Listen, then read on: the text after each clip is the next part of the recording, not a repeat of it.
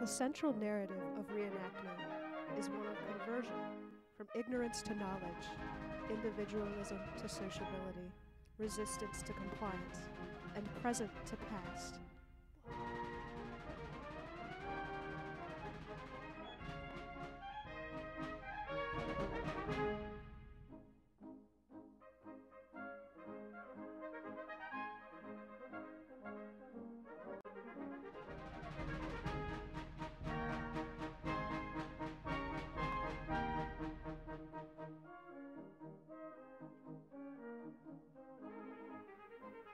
As the intensification of experience, reenactment creates a hierarchy of legitimacy. It stresses the belief that this was in fact the way it was. It is an interesting representational form, as it is seen to be the closest simulation of past realities than other forms can offer. As I watched these reenactors on the battlefield, it felt real. I found myself often questioning whether this really was the way it looked. Reenactment is a powerful medium in that sense.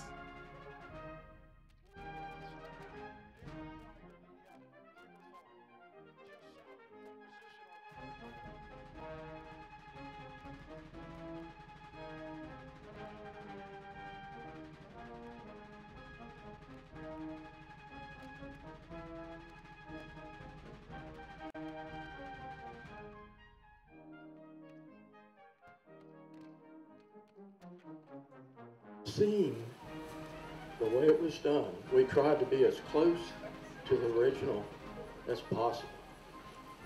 And Bloody Lane was full of bodies. Even some of the horses were pulled down for effect. And maybe it was make-believe in a way, but to me it was real. And I hope that's why you people are here, to remember. It's not entertainment. Remember what was done, the sacrifices that were made, and give them honor.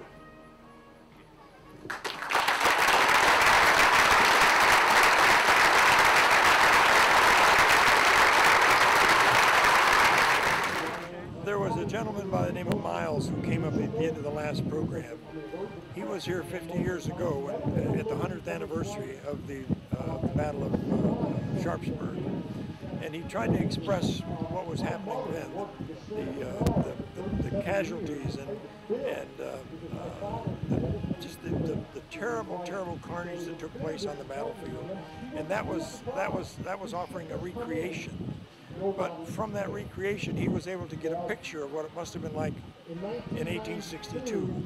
And that's why we do this, because we try to create a picture for people. We try to help them, we try to help bring it alive so that when they walk away from here, they can think, wow, that was terrible. It was a terrible war. Brothers fighting brothers, fathers fighting sons.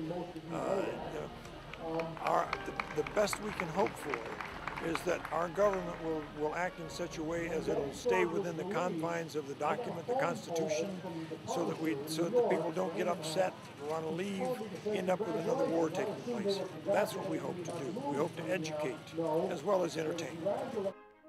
As a restaging of the Civil War, reenactments such as this are often referred to as educational experiences for all ages. One might find themselves arguing that it is disrespectful to take such a thing as war and turn it into a money-making event. In a sense, restaging the war between the states could be seen as anything but civil. But for the reenactors themselves, the goal is simply to educate. Now the scorched earth policy that they talk about is very nice, but I mean, they'll tell you the 60 miles wide from Atlanta all the way to the shore. Kids like hands-on. Their attention span is shorter, and when they come out here, they can see things, they can touch things, they can pick things up and look at them, and they can ask a lot of questions. They'll see stuff. Why do you have this, or what does this thing do? And I have a daughter who used to demonstrate the kids games, and with cell phones and computers and all the games the kids have now, they look at this stuff and it's like, this is all they had. Yeah, it's all they had. So it's trying to gives them a sense of what things were like, and I guess maybe they appreciate more what they have now based on what they didn't have back then. But it's more hands-on, and they they can get into it here rather than just sitting there looking at pictures on a wall or in a book or watching a movie. This gives them a chance to really get into it. And some of the guys have uniforms and guns they can hold, and they dress them up, and they get a sense of what it was like.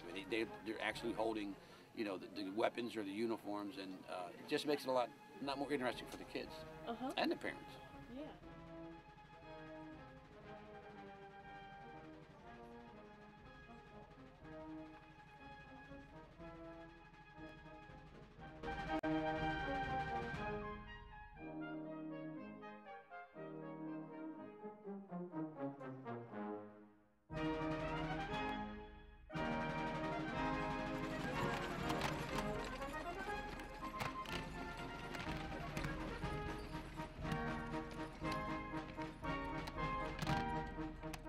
Even if they are inauthentic, and even if they don't move us towards reconstructing the precise thought worlds of those in the past, reenactments do at least humanize the past. They reinforce amongst those who engage in them the idea that the people in the past were real human actors with thoughts, feeling, and emotions. Reenactments, it brings history to life, and what they do in the history books is good, but it's not adequate, and you don't get the entire sense, because you always hear about the battles, but you don't hear about the whole culture and the way things have changed.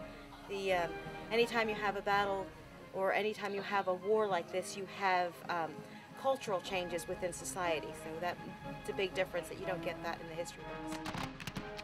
As Alexander Cook notes, the real question is not whether the experience of reenactment allows us to simulate the mentalities of the past.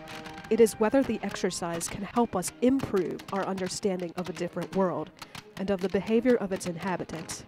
To answer this question, I think the answer is a qualified yes.